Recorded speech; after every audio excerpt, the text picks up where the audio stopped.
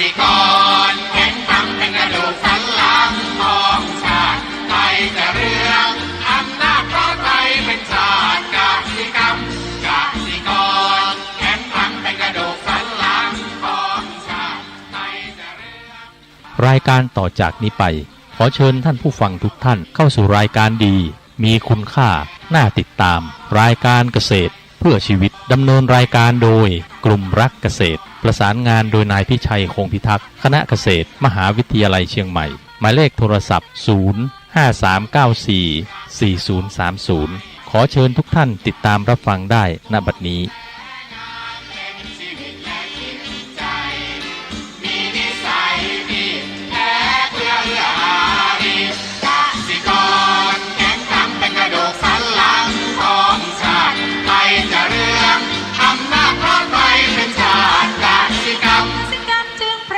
เป็นหลักมัน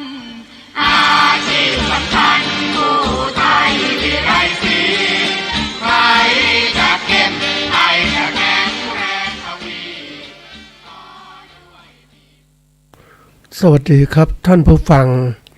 พบกับรายการเกษตรเพื่อชีวิตสำหรับวันนี้เสนอเรื่องทำไมตอนที่4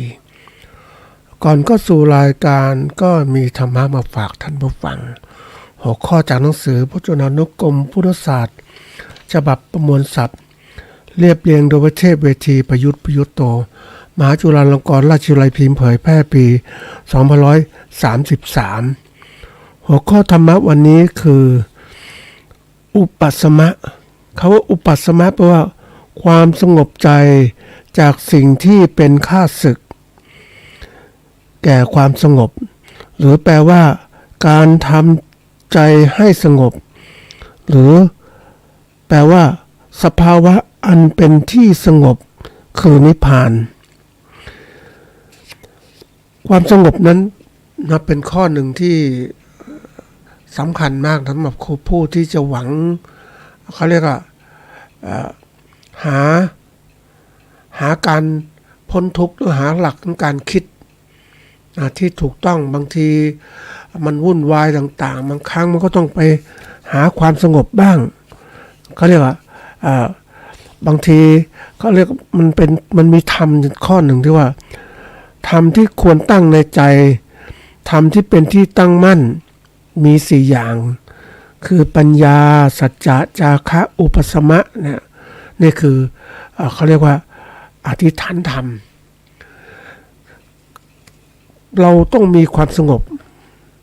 ในบางช่วงที่เราต้องคิดหาทางออกถ้าเรามาวุ่นวายต่างๆเนี่ยมันก็จะไม่สงบแล้วว่าคิดอะไรไม่ออกมันเหมือนกับตัวอย่างนะท่านผู้ฟังเขาบอกว่ารถเนี่ย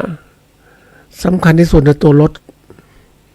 คนส่วนใหญ่จะมองเป็นเรื่องของเครื่องยนต์หรือตัวรถนะแต่สิ่งสำคัญตัวหนึ่งก็คือเบรกเป็นตัวสำคัญมากรถมันวิ่งได้และได้หมดแต่ว่าถ้าเบรกไม่ดีไม่ไหวแต่ไงเบรกดีมันหยุดเสียก่อนการหยุดเนี่ยคือการพักจิตของเราให้มีความสงบพ้นจากความวุ่นวายแล้วก็มีความสามารถในการคิดต่างๆได้หาทางพ้นทุกข์ต่างๆได้นี่คือสำคัญการที่เรามาฝึกสมถะหรือความสงบทำสมาธิคือทำให้จิตตั้งมั่นเป็นอารมณ์เดียวก็เพื่อที่เรานั้นได้มีพลังจิตที่มากขึ้นคิดพิจารณาต่างๆได้ดีขึ้นเพราะว่าถ้าเราปล่อยจิตใจแล้วฟุ้งไปตามอารมณ์ต่างๆที่มีหลายๆอารมณ์เนี่ยมันคิดไม่ได้ก็ต้องหยุดเสียหยุดเราจะเห็นก็หยุดเราจะเห็นเราก็สามารถจะเพ่งพิจารณาเรื่องใดเรื่องหนึ่งอย่างละเอียดลึกซึ้งเหมือนเรามองต้นไม้ที่ผ่านทะลุจากเปลือกไปถึงกระพี้ไปถึงแก่นถ้าเราวิ่งมองมันผ่านเราก็ไม่เห็นอะไรชัดเจนแต่เราหยุดคนกับรถถ้าอยากจะดูอะไร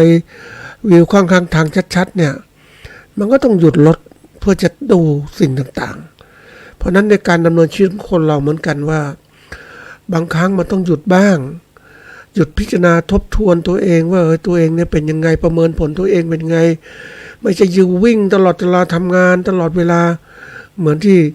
เห็นแม่ค้าที่ขายของทุกวันจนกระทั่งไม่มีเวลาคิดนะท่านผู้ฟัง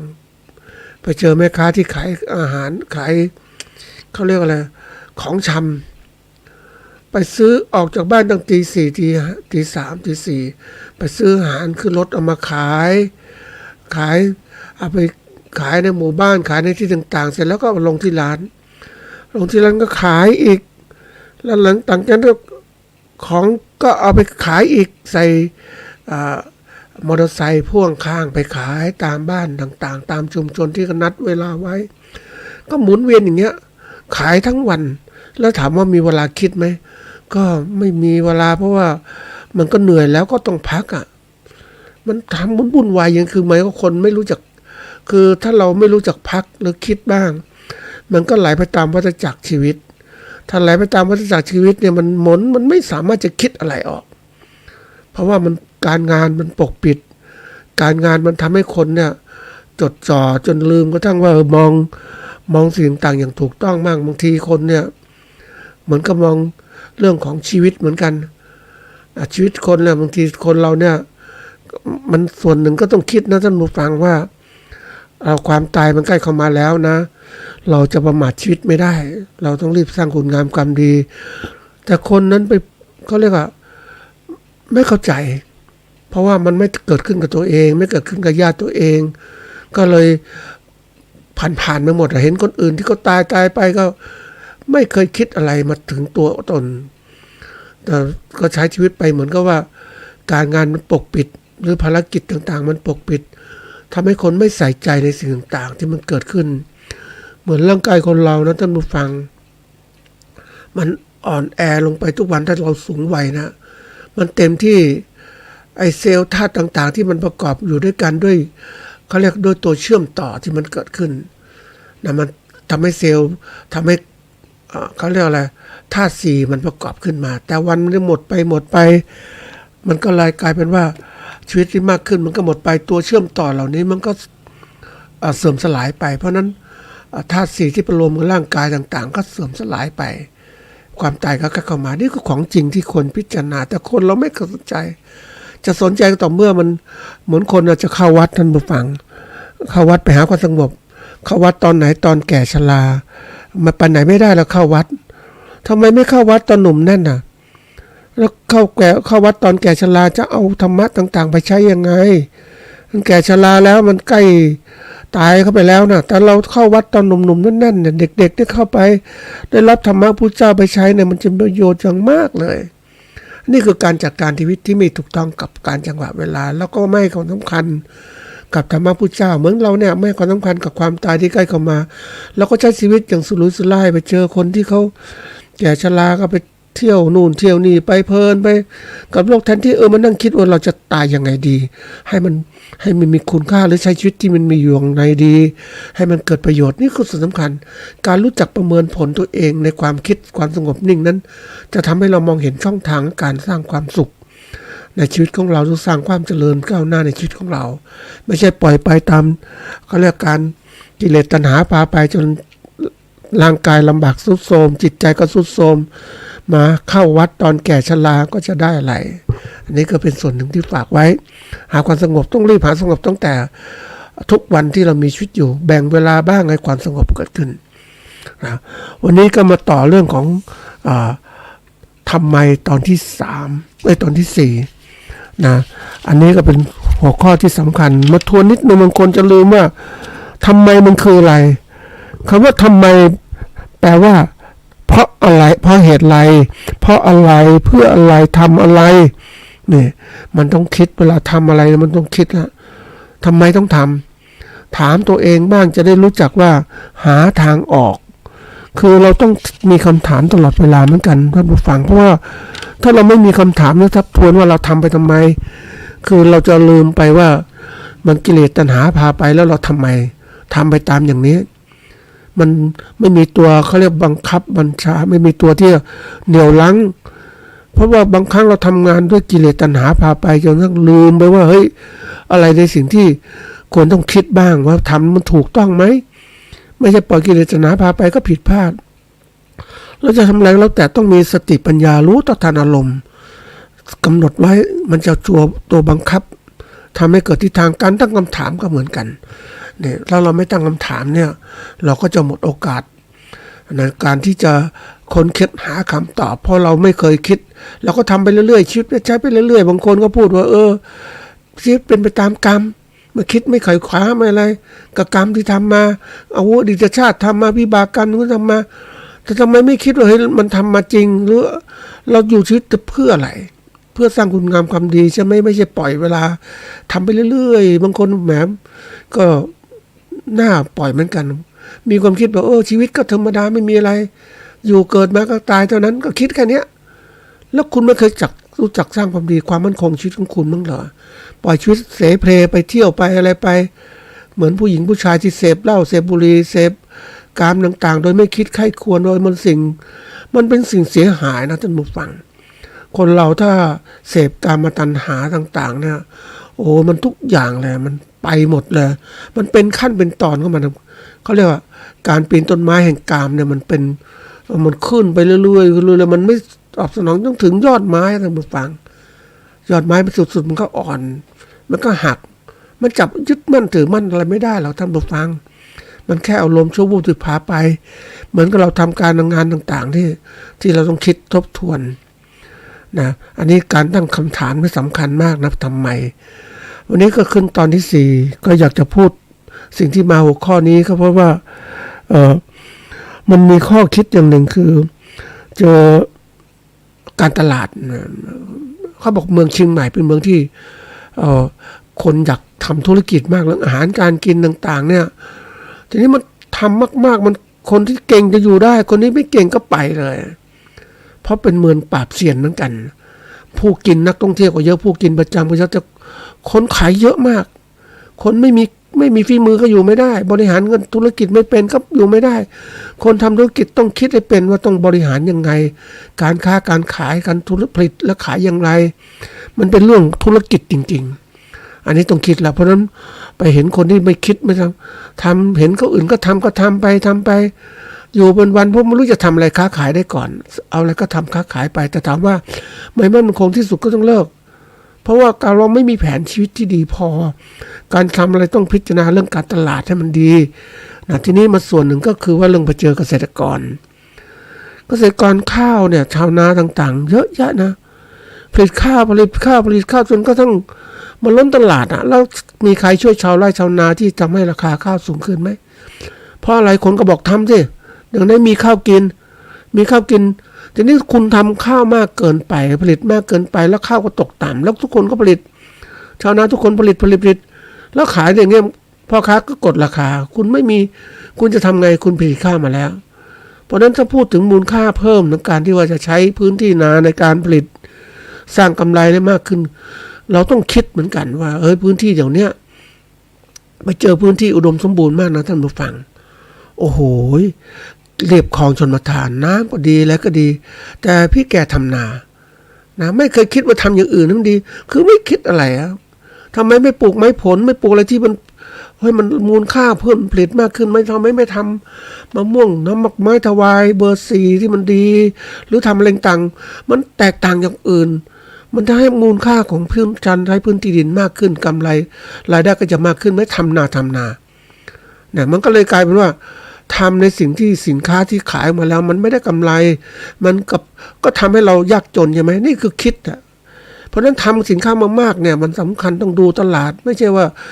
อยากจะทำเราทำให้กินส่วนหนึ่งก็ทำไว้แต่ทำมาเยอะแยะอย่างเงี้ยมันเป็นการทำลายคนอื่นเหมือนกันนะท่านผู้ฟัง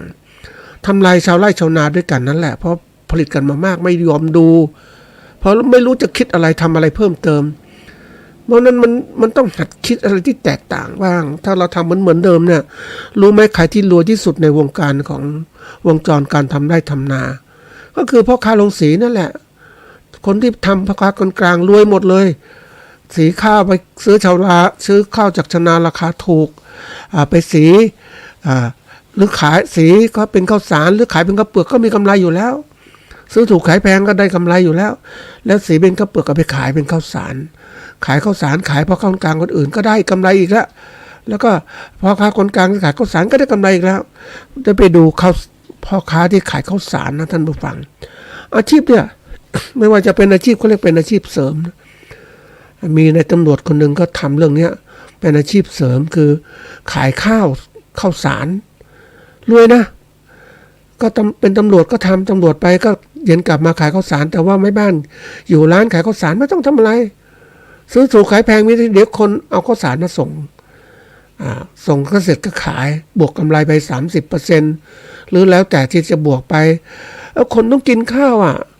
จะขายเท่าไหร่ก็ได้ในชุมชนไม่มีใครแข่งสมมตินะก็รวยไปสินี่คือตัวอย่างแล้วถามว่าชาวนาได้แล้วชาวนาก็ได้แค่นั้นมีใครวิเคราะห์ตรงนี้ไหมว่าทำไมชาวนาถึงไม่รวยมีคนคิดอยู่แล้วแต่ว่าบางคนบอกก็ไม่รู้ชาวนาจะทำอาชีพอะไรเพราะทั้งเป็นชาวนามาตลอดชีวิตแต่เราต้องคิดใหม่ว่าเฮ้ยเราชาวนาตัวนี้ใช่เราเป็นชาวนาแล้วก็ทำนา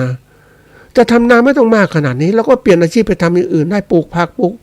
อะไรที่พืชที่มันได้เงินได้ทองมากขึ้นสมัยก่อนเดี๋ยวนี้มีคนที่แอบนะท่านผู้ฟังในช่วงหนึ่งที่เขาทำเขาเรียกอะไรนะพืชยาเสพติดกัญชาเนี่ยแหละ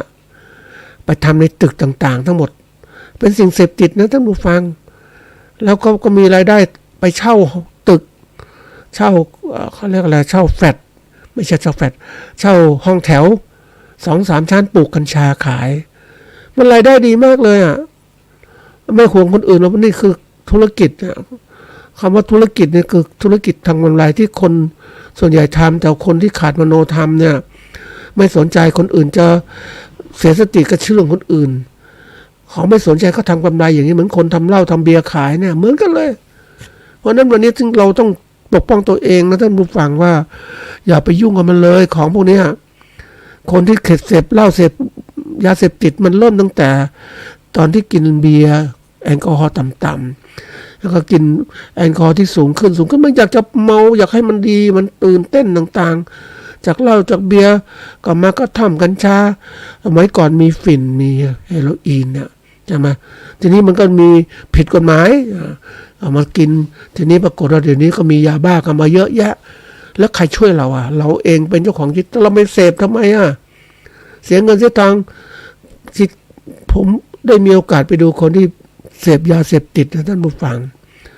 มันขาดสติมันขาดอะไรต่างๆมันการพูดกันจาก็ไร้เหตุผลมันพูดกับคนเมาท่านผู้ฟังไม่ได้เรื่องได้ราวแล้วสติปัญญาก็อ่อนลงก็เสพมันเนี่ยแต่ก่อนมีเสพพวกของง่ายๆคือที่คนชอบเสพนะไอ้พวกแลกเกอร์ต่างๆเนี่ยทินเนอร์เนี่ยนะมันเป็นอะไรที่มันคือถ้าเรารู้คุณค่าของชีวิตของเรามีคุณค่ามากนะไม่ใช่ไปปล่อยตัวไปอย่างนั้นนี่คือการรู้จักตั้งคำถามเพราะนั้นสติปัญญาเราต้องมีที่ยกตัวอย่างว่ายาวมาถึงจากชาวนาที่ทำนี่นะก็เป็นตัวอย่างว่ามันคือถ้าเราทำธุรกิจต่างๆมันคิดให้มากให้มันลึกเพราะนั้นบางทีที่บอกทำนาเยอะๆแล้วรวยมันมีส่วนน้อยที่ทำนาเป็นร้อยไร่ใช้เครื่องจักรช่วยระบบบริหารใหม่ๆแต่ชาวนา 4-5 ไร่ 10 ไร่อย่างเงี้ยจะรวยยังไงรายได้น้อยต่อปีอย่างเงี้ยแล้วเปลี่ยนอาชีพอื่นได้ไหมล่ะปลูกพืชปลูกอื่นๆที่เงินพืชทองเหมือนกับที่เขาปลูกกัญชาแต่วันนี้เราปลูกอะไร ไม้ผลที่มีคุณภาพ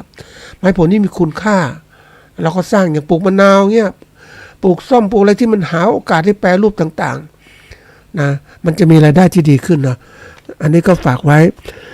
คราวที่แล้วเรื่องของทำไมเนี่ยมาจบตรงที่ว่าเหตุผลที่ว่ามันเริ่มจากคำถามว่าเขาเรียกแก่ก่อนรวยป่วยก่อนจนเนี่ยก็เลยมาเป็นคำถามแล้วทำยังไงถึงจะรวยก็ต้องมีวิเคราะห์ตนเองนะตนเองเป็นยังไงมีผู้ความสามารถมีการศึกษาดีไหมวิเคราะห์สิ่งแวดล้อมวิเคราะห์ผู้สนับสนุนนะสนับสนุนก็คือใครก็คือลูกค้าของเรานะคือพ่อค้าที่ช่วยหรือรัฐบาลที่ช่วยสนับสนุนเกษตรกรต่างๆแต่เดี๋ยวนี้เขาไม่ก็ช่วยนะท่านผู้ฟังเพราะอะไรรู้ไหมเพราะว่ามันเป็นปัญหาว่าช่วยไปแล้วเนี่ยเกษตรกรหรือผู้ได้รับการช่วยเหลือเนี่ยสามารถสร้างมูลค่าเพิ่มได้ไหมภาครัฐก็พยายามจะช่วยนะมันเป็นธรรมชาติของการช่วยเหลือคนนะถ้าช่วยเหลือคนได้ถ้าคนคนนั้นช่วยเหลือแล้วก็เหมือนกับว่าช่วยแล้วให้เขาช่วยตัวเองได้เนี่ยคุ้มมากเลยแต่ช่วยแล้วทำให้เขาเกาะติดไม่อยากจะพัฒนาตนเองขอความช่วยเหลือตลอดเวลาอย่างเนี้ยมีใครจะอยากช่วยบ้างไหมไม่มีใครภาครัฐก็ไม่อยากช่วยเดี๋ยวนี้ก็ จับกลุ่มจะช่วยคนที่ไหนคนที่เป็น SME ที่ผลิตสินค้าที่มีคุณภาพออกสู่ต่างประเทศมีพัฒนาตลาดก็กลายเป็นว่าพวกนี้ก็เลยร่ำรวยผู้ที่ประกอบการทำว่าเกษตรกรอยู่อย่างนี้จะไหวไหมใครจะมาช่วย ไม่มีแล้วเดี๋ยวนี้มันก็ต้องช่วยตัวเองแล้วนะเพราะนั้นอันนี้พูดสนับสนุนไปแล้ววันมาถึงขั้นตอนที่ว่าลูกค้ากับคู่แข่งเนี่ยอันนี้ตัวสำคัญลูกค้าก็พูดไปแล้วว่าผู้ที่มาซื้อสินค้าหรือบริการจากเรานะเอาไปใช้ประโยชน์ต่างๆนะก็คือเป็นลูกค้าซึ่งลูกค้าเนี่ยในแง่การตลาดนั้นสำคัญมากถือได้ว่าเป็นกระดูกสันหลังเราจะอยู่ได้ด้วยลูกค้านะท่านผู้ฟังเกษตรกรปัจจุบันอยู่ได้เนี่ยด้วยลูกค้าคือโรงสีที่เป็นลูกค้าหรือผู้ซื้อข้าวนะมาเป็นลูกค้าเนี่ยนะอันนี้ตัวสำคัญเลยทีนี้เราจะได้ลูกค้าดียังไงก็ต้องดูลูกค้าว่าลูกค้าที่มีศักยภาพในการซื้อของเราเนี่ยมีเป็นลูกค้าที่ถาวรไหมลูกค้าที่จะเข้ามาใหม่ลูกค้าที่คนไม่สนใจจะเป็นลูกค้าเราจะทำยังไงเข้ามาเป็นลูกค้าเราก็รู้การตลาดต้องศึกษาอย่างมากทีเดียวเรื่องตรงนี้เพราะนั้นตรงการตลาดเนี่ยเป็นสิ่งสำคัญที่ท่านเกษตรกรจะต้องใส่ใจนะท่านผู้ฟังเพราะว่าวันนี้เนี่ยเราเองไม่ใช่ผลิตสินค้าธรรมดานะท่านผู้ฟังเราผลิตสินค้าแล้วต้องเจอคู่แข่งผู้ผลิตที่เก่งแล้วก็เป็นผู้นักการขายที่เก่งคุมทุกธุรกิจครบวงจรแล้วเราจะอยู่อย่างไรล่ะใครจะช่วยเราล่ะอันนี้คือตัวที่มันเกิดเขาเรียกที่มาพูดวันนี้คือคู่แข่งไอ้คู่แข่งในตัวร้ายนะท่านผู้ฟังไม่ธรรมดานะคำว่าคู่แข่งเนี่ยคู่แข่งคืออะไรที่ก่อนนะท่านบอกว่าคู่แข่งคำว่าคู่แข่งเนี่ยก็คือผู้ที่ขายสินค้าหรือบริการเหมือนกับธุรกิจของเราขายนะในราคาเดียวกันหรือว่าอาจจะขายในราคาใกล้เคียงหรือต่ำกว่าเราเนี่ยนะมันเป็นคู่แข่งอันนี้คู่แข่งคู่แข่งเนี่ยมันจะมีอยู่2แบบก็คือคู่แข่งทางตรงนะก็ผลิตเหมือนเราเนี่ยคู่แข่งของเราใครรู้ไหมท่านผู้ฟังถ้าพูดถึงมาต้นรายการก็คือว่าพ่อค้าด้วยกันนั่นแหละพ่อค้าแม่ค้าด้วยกันนะขายสินค้าข้าวหลัดแกงเหมือนกันเนี่ยในตลาดเหมือนกันแข่งกันเนี่ยแต่นี่ในงานเกษตรก็คือชาวนาด้วยกันเองก็แข่งด้วยกันเองนะไม่พอเดี๋ยวนี้มันมีคู่แข่งอื่นอีกที่เก่งกว่าเราอีกเหมือนที่ยกตัวอย่างพูดมาหลายตอนมากก็คืออย่างสุกรหรือไก่ก็แล้วแต่เนี่ยนะก็มีเกษตรกรผลิตมาเอาไข่แล้วกันท่านมาฟังไปเจอไข่เกษตรกรผู้เลี้ยงไก่ไข่เอามาขายเอาไข่มาขายทีนี้ไข่มาขายเนี่ยก็ต้องรวมคือเล็กๆอยู่ไม่ได้แล้วเดี๋ยวนี้ขายต้นทุนมันสูงต้นทุนสูงก็ขายแพงแต่มีเกษตรกรที่พัฒนาเป็นผู้ประกอบการก็เลี้ยงไก่ไข่เอามาขายในตลาดนี่ขายตลาดเนี่ยเขาจะขายได้ที่ไหนเขาขายในตลาดก็คือเขาต้องขายในตลาดสดแล้วจะส่งกับร้านสะดวกซื้อไม่มีเพราะว่าร้านใหญ่ไม่ได้นอกจากจะมีเส้นสายตรงนี้เพราะเขาต้องขายอย่างนี้กับร้านตลาดสดต่างๆทั้งหมดเลยมีไข่ไก่ไข่เป็ดแล้วแต่จะทำทีนี้ทำไมเขาค้าขายไม่ได้ล่ะส่งตลาดใหญ่ๆไม่ได้หรือตลาดสะดวกซื้อไม่ได้เพราะอะไรก็ผู้ประกอบการรายใหญ่ที่เขาทำธุรกิจครบวงจรเขาเป็นผู้เลี้ยงไก่เป็นผู้ผลิตอาหารไก่เป็นผู้คัดพันธุ์ไก่ทุกอย่างหมดเลยเป็นผู้ที่มีผลิตเครื่องจักรทั้งคัดไข่ต่างๆแล้วก็มีรถขนส่งสินค้าของเขาจากไข่ที่เขาขายเขาก็สามารถขายในตลาดสดก็ได้ขายในตลาดสะดวกซื้อของเขาก็ได้ร้านเด็ดสะดวกต่างๆทั้งหมดเลยห้างสินค้าเขาก็ขายได้เพราะว่าเขาขายในราคาที่ต่ำทำไมราคาขายที่ต่ำเขาก็มีต้นทุนผลิตที่ต่ำระบบการผลิตท่านผู้ฟังก็ต้องเข้าใจว่าระบบการผลิตสินค้าเนี่ยถ้าเราผลิตสินค้าจำนวนน้อยต้นทุนต่อหน่วยก็สูงแต่ผลิตสินค้าจำนวนมากต้นทุนต่อหน่วยก็ต่ำมันเหมือนกับทำผลิตมากๆทีเดียว เหมือนเราเราตัดเสื้อผ้าสมมุติเนี่ยเราถัดทีละตัวมันโอ้ยมันต้องมีแบบมีอะไรต่างๆใช่ไหมเดี๋ยวนี้มันทันสมัยเข้าเครื่องจักรปุ๊บมันก็มีแบบเลยมันก็เครื่องจักรก็ตัดผ้าแล้วก็เย็บออกมาเป็นก็เรียกผ้าโหลเสื้อโหลต่างๆเสื้อโหลมันถูกกว่าเสื้อสั่งตัดนะท่านผู้ฟังสั่งตัดนี่มันจะมีอะไรพิถีพิถันแล้วแต่ทีนี้มันต้นทุนมันสูงแต่ถ้าเสื้อโหลนี่ต้นทุนมันต่ำผลิตมาเยอะๆอย่างเงี้ยยิ่งมาเจอระบบเรียกว่าระบบการผลิตแบบสินค้าจำนวนมากทีเดียวนะโอ้โหมันเป็นล็อตเนี่ยมันถูกกว่าท่านผู้ฟังยิ่งไปซื้อสินค้าเนี่ยไปเจอเสื้อผ้าถูกจริงๆเลยขายจำนวนมากจริงๆนะพอเราเข้าซื้อมาเข้ามาขายตัวเดียวเนี่ยแพงนี่คือคู่แข่งเนี่ยที่ยกตัวอย่างให้เห็นว่าคู่แข่งทางตรงมันมีอยู่แล้วตอนนี้ที่เกษตรกรจะลำบากก็คู่แข่งทางตรงนี่แหละ ที่จะเกิดขึ้นเกษตรกรรายเล็กจะอยู่ได้ลำบากนอกจากผลิตสินค้าเกษตรตัวเองไว้กินแต่จะขายในตลาดที่ขายตลาดมวลชนต่างๆเนี่ยมีช่องทางบ้างแต่น้อยเพราะว่าเดี๋ยวนี้ระบบการผลิตสินค้าอุปโภคบริโภคเนี่ยมันแน่นอนว่ามันใหญ่ๆเขาคุมหมดแล้วยิ่งไปดูแบบไม่ว่าจะปลาจะกุ้งพันธุ์เมล็ดพันธุ์พืชต่างๆคุมหมดยาฆ่าแมลงก็คุมอีกปุ๋ยอีกก็คุมอีกคือเขาทำธุรกิจมันเป็นก็เรียกทำว่าธุรกิจมันก็ต้องพยายามที่จะขยายปริมาณหลากหลายมากขึ้นปริมาณหลากหลายมาทำสินค้าหลายๆอย่า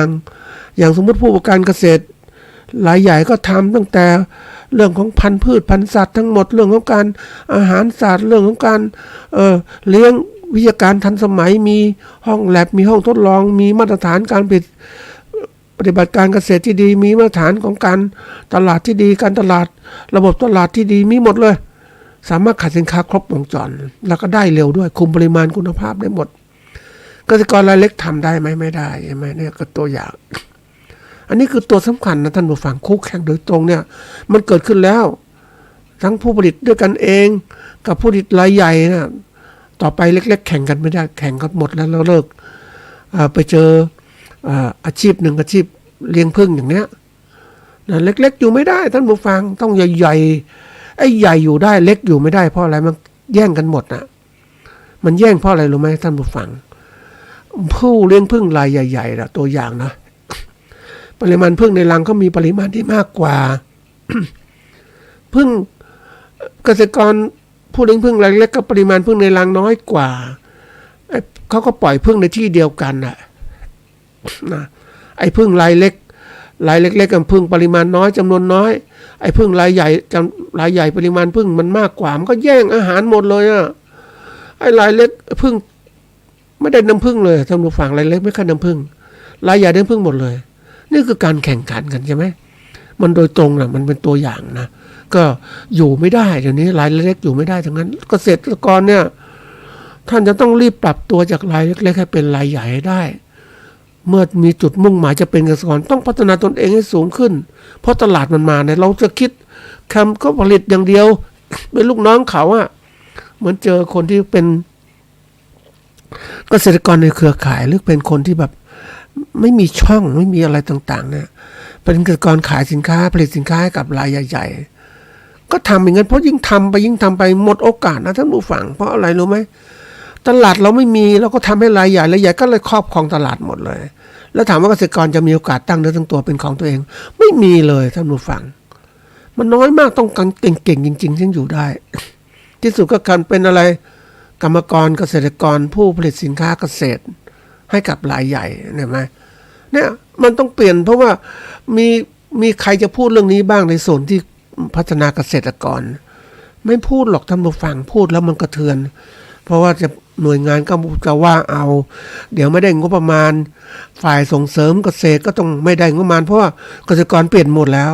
เลิกไปหมดแล้วเนี่ยแล้วไม่มีเกษตรกรในเป้าหมายจะทำอย่างไรนี่ก็ตัวสำคัญเพราะนั้นเกษตรกรจะต้องรีบพัฒนาตนเองถ้าไม่ไหวเป็นอาชีพอื่นไหมเตรียมไว้เลยถ้าไหวก็สู้ต่อให้ใหญ่โตนะ อันนี้คู่แข่งโดยตรงนะคู่แข่งตัดมาคือคู่แข่งทางอ้อมคำว่าคู่แข่งทางอ้อมของธุรกิจก็คือคู่แข่งที่อาจขายสินค้าใกล้เคียงหรือสินค้าประเภทเดียวกันแต่ทำการตลาดต่างกันหรือขายเช่นขายในราคาที่สูงกว่าหรือต่ำกว่าใช้ช่องทางการขายคนละแบบเป็นต้นมันก็แย่งกันตัวอย่างเช่นนึกถึงตอนนี้คู่แข่งโดยอ้อมเนาะสินค้าจีนมันเข้ามามันมี Apple อ่ะ Apple มาขาย Apple ของเราผลิตฝรั่งขายฝรั่งเนี่ยมันแตกต่างกันนะท่านผู้ฟังใกล้ๆกันนี่แหละแต่ฝรั่งเราก็มีฝรั่งนะพันธุ์เวียดนามพันธุ์อะไรต่างที่เราหมูลูกโตๆรสชาติดีมากพยายามขายมันแทนก็ได้แต่คน Apple มันเข้ามาขายมันต้นทุนมันก็ถูกนะแต่ก่อนคุณภาพมันดีนะท่านผู้ฟัง Apple น่ะหลังๆนี่มันคุณภาพมันแย่มากเลยมันเหมือนเก็บแอปเปิลที่ยังไม่แก่จัดเอามาขายยิ่งไปเจอพลับต่างๆยิ่งระบบการแพ็คเกจจิ้งมันดีมากก็เรียกว่าบรรจุภัณฑ์มันดีมันห่อหมดทุกอย่างสามารถเก็บพลับจีนเนี่ยอยู่ได้นานมากเลยแต่เวลามันห่อด้วยพลาสติกนะท่านผู้ฟังมันหยุดหายใจแต่ถามว่าคุณภาพมันเสื่อมลงไปวันทุกวันเพราะพืชมันเป็นสิ่งมีชีวิตมันยังมีต้องการย่อยสลายมันเกิดขึ้นเหมือนผลไม้มันต้องมีการสุกของมันสุกแล้วก็เน่าถ้าไม่มีคนกินแต่ทีนี้ไอ้ตัวเหล่านี้มันก็เกิดขึ้นไอ้พวกนี้มันขายกันแข่งมันก็แย่งใช่ไหมคนจะกินฝรั่งก็ซื้อแอปเปิ้ลกินกว่าไหมมันมีสินค้ากินเป็นผลไม้ใกล้เคียงกันเนี่ยมันก็สามารถทดแทนกันได้นี่คือแข่งโดยอ้อมบางคนแข่งเนี่ยสินค้าเหมือนกันก็จริงแต่มันแข่งโดยที่ว่าราคาต่างกันอย่างที่บอกว่าไข่ไก่ของเราผลิตดีมากนะรสชาติดีเราเลี้ยงดีแต่ไปเจอไข่ไก่คุณภาพต่ำแต่ก็คุณภาพต่ำเขาก็ขายราคาที่ต่ำมันก็แข่งโดยอ้อมมันเหมือนกันสินค้าเหมือนกันแต่ราคามันต่างกันเห็นไหมราคาเขาต่ำกว่าแล้วเราจะขายยังไงเหมือนกับเราผลิตผลไม้ผลิตมะม่วงคุณภาพสูงคุณภาพต่ำมาขายกันเนี่ยเดี๋ยวนี้มันมีคุณภาพต่ำไปอีกมะม่วงพันธุ์อื่นอีกมันแย่งกันมันก็เครือเดียวกันหรืออะไรแต่มะม่วงเหมือนกันแต่มะม่วงคนละหลายพันธุ์นี่คือตัวอย่างเพราะนั้นในตัวเราเนี่ยมันจะแข่งกันเพราะว่าการที่มีคู่แข่งนี่ถือว่าเป็นเรื่องที่มันก็มีผลดีผลเสียนั่นแหละมันทำให้เกิดการพัฒนาสินค้ามากขึ้นเราอยากทำอย่างเนี้ยแต่ถ้าเราจะแข่งก็ต้องดูว่าเราแข่งแล้วต้องอยู่ได้ต้องเก่งจริงๆเราต้องมีการวิเคราะห์ว่าเขาบอกว่าเราต้องวิเคราะห์รู้เขารู้เราลบ100 ครั้งชนะ100 ครั้งนี่คือคำกล่าวโบราณในการแข่งขันเพราะนั้นเราเองถ้าผลิตสินค้าเกษตรมาต้องรู้ว่า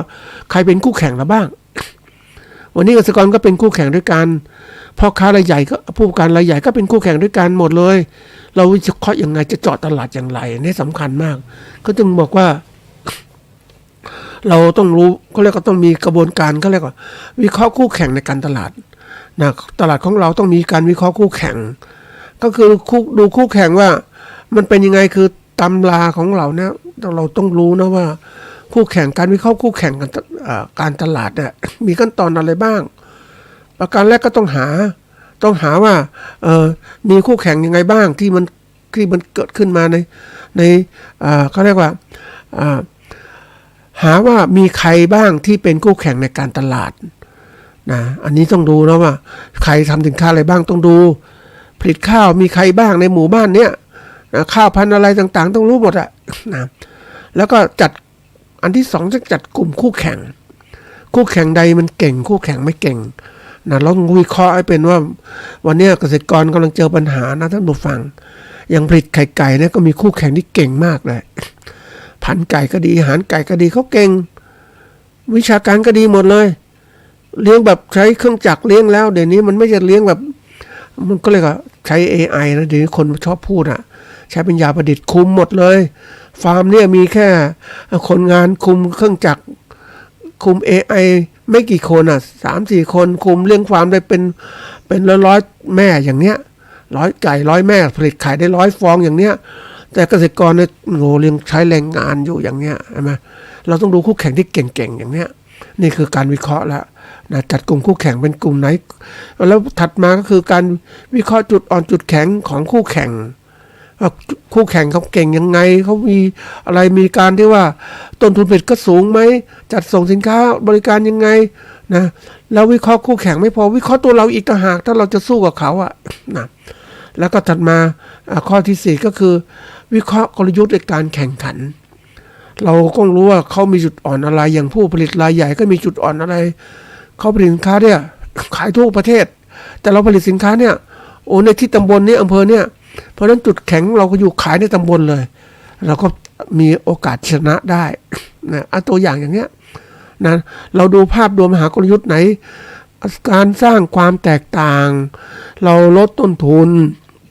หรือกลยุทธ์ในการที่ว่าเรื่องราคาเพราะเราไม่ต้องขนส่งเห็นไหมขายในชุมชนแล้วก็ราคาก็ถูกกว่าแล้วก็ตัดราคาเลยแล้วก็ลดสินค้าหาช่องทางการตลาดที่ดีเราเดี๋ยวนี้เราเก่งๆแล้วก็สามารถที่จะผลิตสินค้าขายในชุมชนแล้วก็บริการส่งขายทุกบ้านเลยใครสั่งอะไรมาหมดนะโทรศัพท์สั่งมาเราเป็นผู้ผลิตไข่ไก่ในหมู่บ้านแล้วก็ทำตรงนี้นี่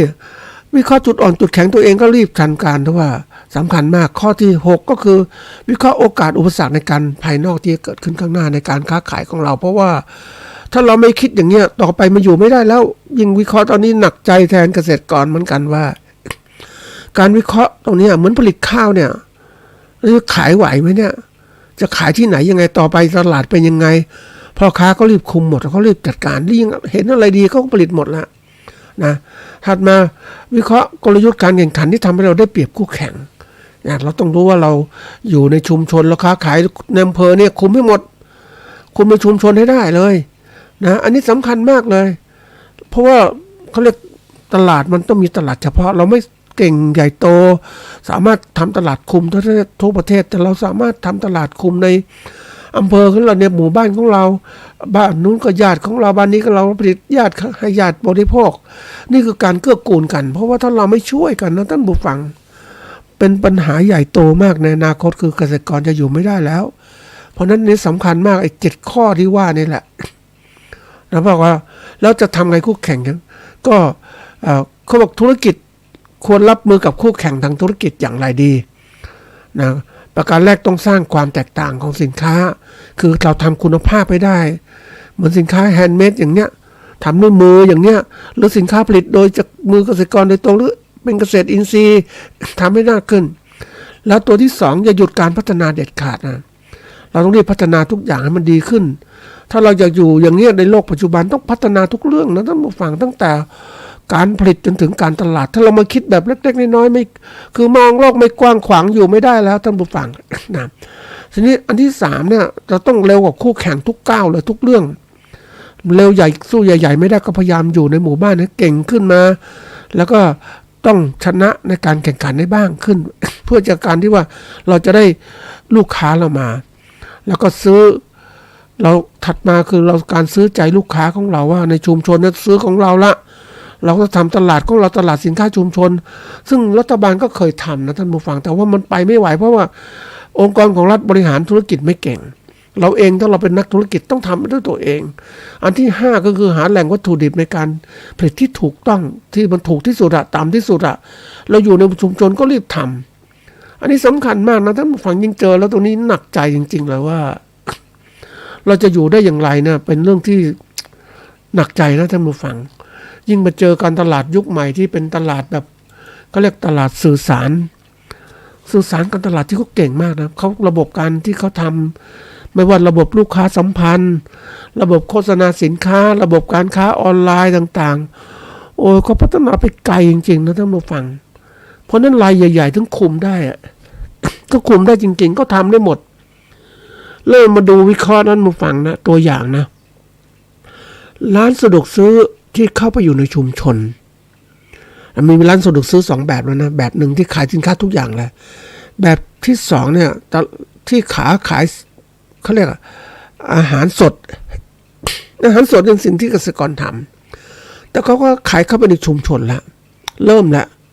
นี่คือการวางกลยุทธ์การตลาดแล้วชุมชนจะทำยังไงดีแล้วผลิตสินค้าเกษตรจะทำยังไงจะค้าขายยังไงแล้วเขาแข่งเดี๋ยวนี้ไปเจอยิ่งเขาไปอยู่ในชุมชนประการแรกเขาทำลายตลาดในชุมชนตลาดทำลาย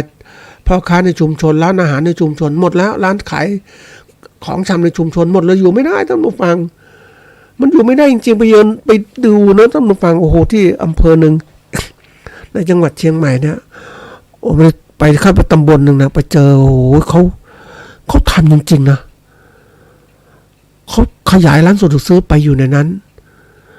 หรือก็ทั้งร้านที่ว่าสนับสนุนด้วยกระทรวงพาณิชย์ร้านที่สนับสนุนด้วยกระทรวงพาณิชย์เนี่ยทำลายร้านที่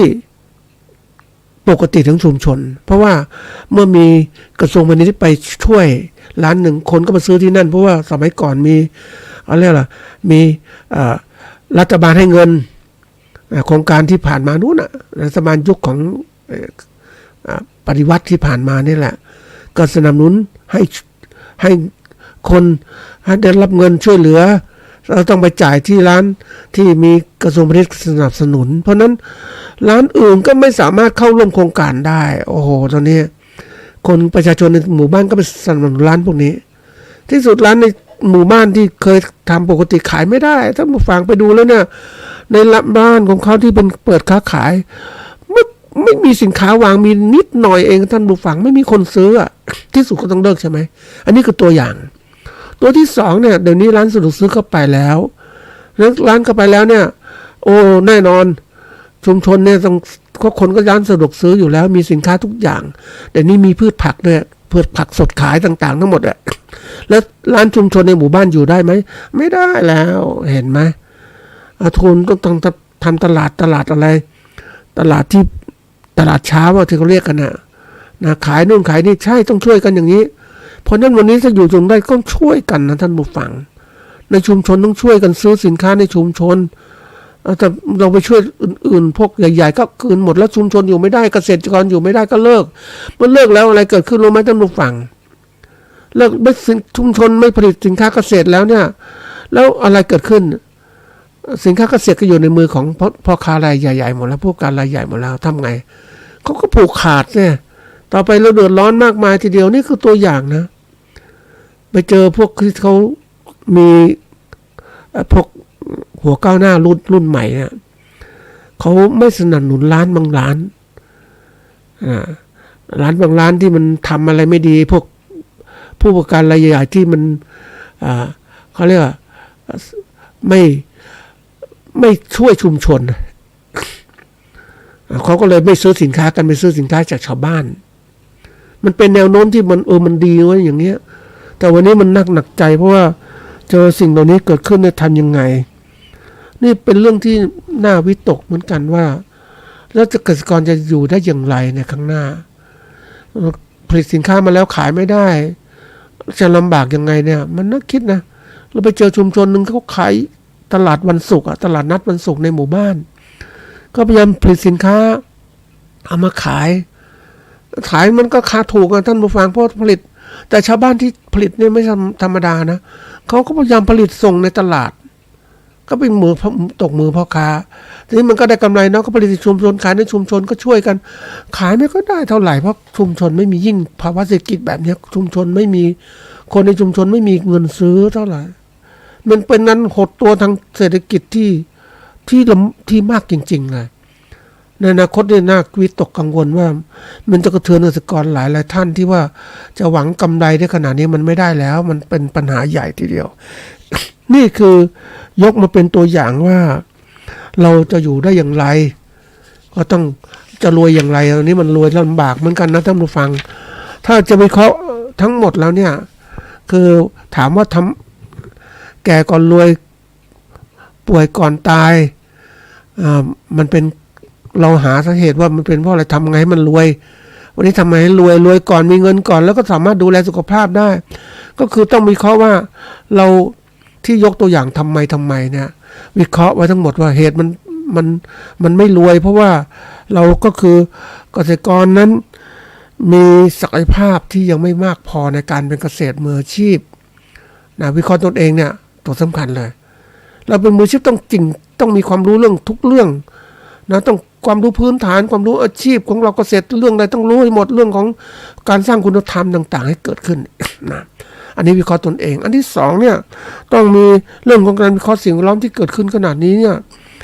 เศรษฐกิจสังคมการเมืองการปกครองแล้วก็สิ่งแวดล้อมมันเสื่อมโทรมอย่างมากเลยนะมันเราสู้ไม่ไหวเหมือนกันนะท่านผู้ฟังรายเล็กก็เจอปัญหาเหมือนกับเรา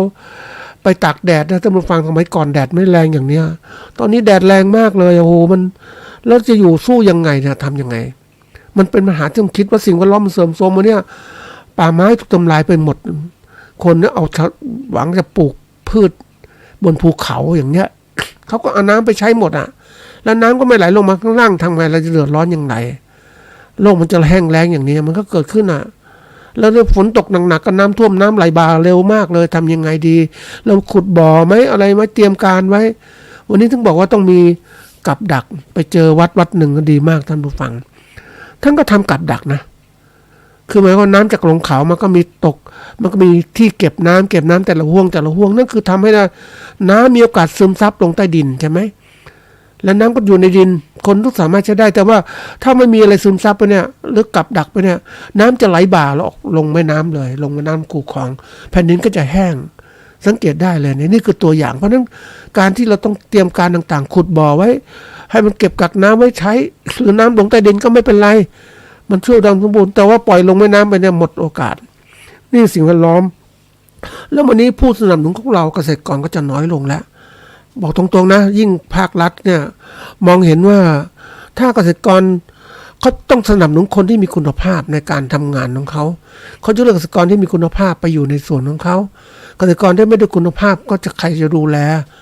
เหมือนเรานะท่านผู้ฟังเราก็ต้องส่งเสริมให้คนเหมือนเรามีลูกอะลูกไหนเก่งก็สนับสนุนให้เต็มที่เลยเรียนให้เต็มที่ไปเลยเพื่อจะได้มีงานมีการทำไอ้ลูกคนไหนไม่เก่งไม่ขยันเรียนเราสนับสนุนไหมไม่ก็สนับสนุนเพราะลูกก็คือลูกเหมือนกันแต่ว่าลูกมันไม่มีศักยภาพในขนาดพ่อแม่มองลูกนะเพราะนั้นวันนี้เราเองเป็นอะไรอยู่ระดับไหนเรามีใครสนับสนุนเราบ้างเดี๋ยวนี้ไปหาครอบครัวพี่น้องช่วยกันไม่ค่อยมีเหมือนเก่าแล้วเพราะครอบครัวเปลี่ยนเป็นครอบครัวเดียวไม่ครอบครัวกรุงศรีแล้วความเรียกว่าช่วยเหลือกันและกันของพี่น้องมันไม่เหมือนเดิมแล้วท่านผู้ฟังมันห่างกันยิ่งระบบสังคมปัจจุบันเนี่ยต่างคนต่างอยู่จะช่วยยังไงไม่มีใครช่วยแล้วยิ่งทุนไม่มีทำไงไปกู้ยืมเงินมาเนี่ยมันใช้หนี้เขาหมดไหมมันก็เกิดปัญหาคือความเงินก็ไม่มีที่ดินก็น้อยลงแรงงานก็น้อยลงลูกก็ไม่ทำนาลูกก็ไม่ทำมาช่วยเกษตรกรแล้วทำยังไงดีนะระบบการเกษตรเนี่ยมันที่มีอยู่มันไม่ทันสมัยปุ๊บต้นทุนการผลิตก็สูงใช่ไหมแล้วใช้ระบบการผลิตแบบเดิมๆอย่างนี้มันสู้ไม่ไหวผลิตผลก็ได้น้อยลงใช่ไหมนี่คือตัวอย่างพันธุ์พืชก็ต้องพัฒนาดีขึ้นพันธุ์พืชดีขึ้นต้องซื้ออีกเนี่ยมันต้องคิดนี่คือการระบบบริหารงานเกษตรยุคใหม่มันเปลี่ยนไปหมดแล้วเราต้องทันสมัยเกิดขึ้นเพราะนั้นวันนี้ต้องรีบแหละนะทีนี้พูดแบบมันก็ไม่มีแล้ววันนี้ก็มาถือว่ายิ่งประจมมองดูคู่ค้าคู่แข่งของเราเนี่ยมันต้องศึกษาให้มากขึ้นเกษตรกรต้องมองคู่ค้าของเราวันนี้เป็นไอ้คู่ค้าของเราลูกเขาเรียกประชาชนที่ซื้อสินค้าเกษตรของเรานี่แหละเอาง่ายๆมันต้องมองไปที่เขาเดี๋ยวนี้เขาเป็นยังไงบ้างเดี๋ยวนี้ต้องบอกนิดหนึ่งอัตราการเกิดของเราเนี่ยน้อยลงประเทศไทยแต่ก่อนเราคิดว่าจะมีประชากรทั้ง70-80 ล้านเดี๋ยวนี้มันเหลือ60กว่าล้าน68-69 ล้านตอนเนี้ยแล้วอัตราการเกิดก็น้อยลงอีกจากเป็นปีละเป็นหลายแสนนะเดี๋ยวนี้ไม่กี่แสนอัตราการเกิดนะคนก็ไม่อยากมีลูกแล้วอีกทางคือว่าประชาชนของเราก็เข้าสู่สูงวัยแล้วคำว่าสูงวัยอายุ40ขึ้นไปแล้วเนี่ยมันมีมากแล้วก็ตายช้าลงอีกเรื่องระบบการแพทย์ที่ดีพอมันก็เกิดการเลือกกันมาแล้วเราจะขายใครนะคนอยู่ก็กินแต่ว่าคนแก่กินน้อยเหมือนกันนะมันก็เกิดเราต้องคิดให้มันดีว่าเราจะผลิตอะไรสินค้าสำหรับผู้สูงวัยไหมผู้อะไรต่างๆเราต้องคิดนะลูกค้าต้องมีคอตรงนี้ไม่ใช่ว่ามองผลิตให้พ่อค้าอย่างที่พ่อค้าเขาไวเขาก็หลอกเขาเราผลิตแบบนี้แล้วถามว่าต่อไปมาซื้อเราไหมเขาไม่มาซื้อเรายังไงจะทำยังไงอยู่นะทีนี้มาถึงคู่แข่งของเราเนี่ยสำคัญมากวันนี้คู่แข่งของเราก็ต้องเกษตรกรเหมือนกันผู้ประกอบการเกษตรรายใหญ่เหมือนกันเป็นคู่แข่งทั้งสินค้าไม่พอเดี๋ยวนี้สินค้าเก เกษตรต่างประเทศเข้ามาประเทศไทยมหาศาลนะท่านผู้ฟังยิ่งไปดูตลาดไทยก็บอกว่ามีสินค้าพืชผักของประเทศจีนเข้ามาขายแข่งนะขายแข่งในประเทศไทยแล้วส่งทั่วประเทศเขาก็มีระบบอย่างนี้เพราะว่าการขนส่งคมนาคมมันรวดเร็วมันก็ผลิตสินค้าที่ราคาถูกประเทศเขามาส่งขายที่ประเทศไทยก็ราคาบวกนิดหน่อยก็ยังมีกำไรเพราะมันก็ยังถูกกว่าสินค้าผลิตในประเทศ อย่างเนี้ยแล้วคนไทยก็ไปนิยมสินค้าต่างประเทศอีกโอ้โหไปกันใหญ่เลยอ่ะแล้วอยู่ได้อย่างไรท่านผู้ฟังเพราะนั้นคำว่าต้องวิเคราะห์ว่าเราจะรวยอย่างไรต้องรีบรวยซะก่อนวิเคราะห์ตั้งแต่เขาเรียกยังสมาร์ทฟาร์มเมอร์ที่ต้องคิดว่าเตรียมการต่างๆไว้เลยไม่ใช่ว่าโอ้ฉันจะเป็นยังสมาร์ทฟาร์มเมอร์แต่ฉันไม่เคยคิดฉันไม่เคยพัฒนามันไม่ทันนะเดี๋ยวนี้ระบบว่าโอ้โหมันการเกษตรยุคใหม่ๆมันทันสมัยมากแล้วคนทุกคนก็พวกนักธุรกิจเขามาทำเกษตรได้แล้วเขาไม่ต้องใช้มืออาชีพหรอกเพียงเขาก็ใช้เครื่องจักรให้เป็นปลูกผักในโรงเรือนก็ได้ทำอะไรได้หมดเลยท่านผู้ฟังเพราะนั้นวันนี้ที่บอกว่าการตั้งคำถามทำไมเพื่อให้ท่านได้รู้จักว่าหาเหตุว่าทำไมเพื่ออะไรไปทำเกษตรทำไมเพื่ออะไรเพื่อรวยหรือเพื่อยากจนยิ่งเกษตรกรก็น่าจะยากจนทำไงดีนี่คือการตั้งเอาคำตอบเหล่านั้นเนี่ยตั้งคำถามเพื่อหาคำตอบเพื่อเอามาใช้ประยุกต์ใช้ตัวเองว่าเราจะรวยไหมอย่างไรต้องคิดข้างหน้าเพราะว่านี่เรื่องสำคัญของเราอยู่ได้ในโลกปัจจุบันมันอยู่ก็เขาเรียกว่าแข่งขันเพื่อการอยู่รอดนะสำคัญมากนะท่านผู้ฟัง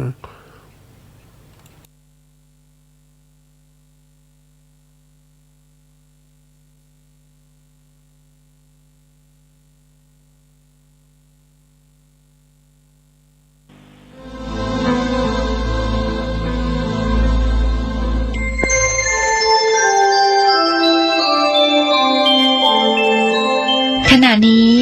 ท่านกำลังฟังสถานีวิทยุกระจายเสียง FM 104.5 เมกะเฮิรตซ์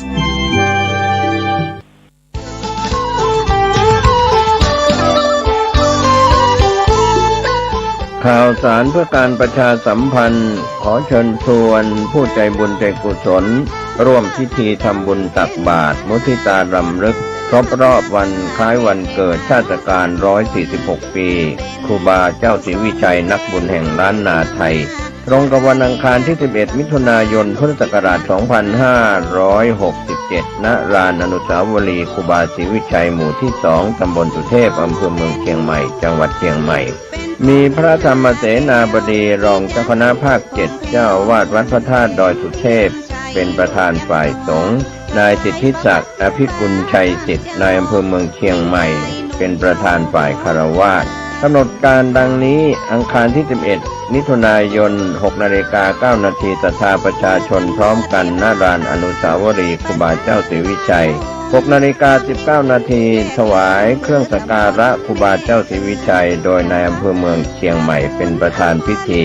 นำกล่าวคำไหว้สาสักการะครูบาเจ้าศรีวิชัยโดยพระครูปัญญาสังฆการผู้ช่วยเจ้าอาวาสวัดศรีโสดาพระอารามหลวงกล่าวคำโยงเข้าบาตร 6:29 น.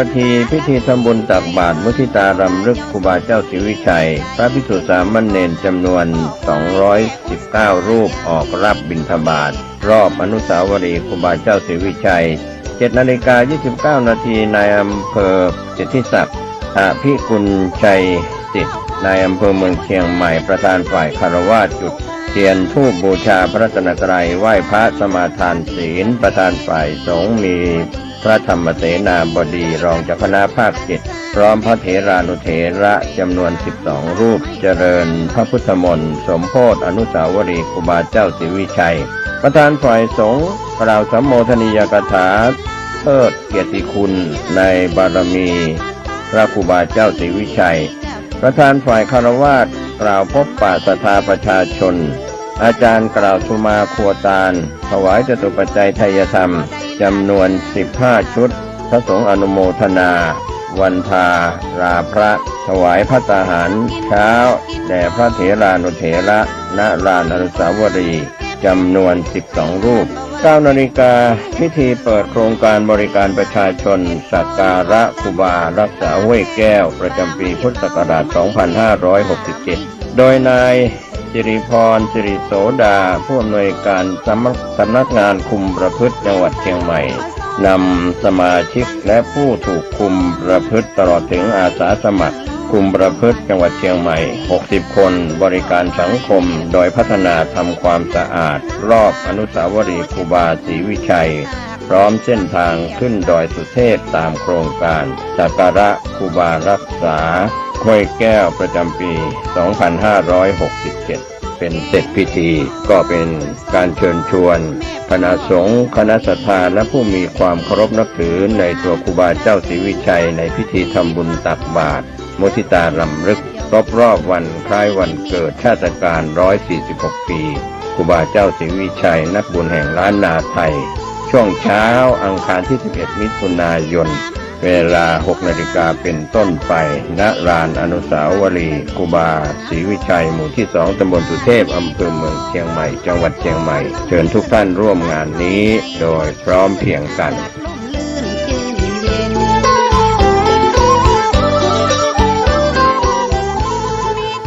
ศรัทธารวมสามัคคีพี่น้องพระสิงห์ในแดนสถานเจริญสุขศรัทธาสาธุชนพุทธบริษัททุกท่านวัดพันอ้นขอเชิญทุกท่านรวมใจเป็นหนึ่งเดียวเพื่อทำบุญทอดพระป่าสามัคคีร่วมกันสร้างพุทธมณฑลจังหวัดเชียงใหม่ตั้งอยู่ที่บ้านโทกเสือตำบลดอยหล่ออำเภอดอยหล่อจังหวัดเชียงใหม่ในเนื้อที่190 ไร่กำหนดทอดพระป่าสามัคคีในวันพุธที่12มิถุนายน2567เวลา 14 นาฬิกา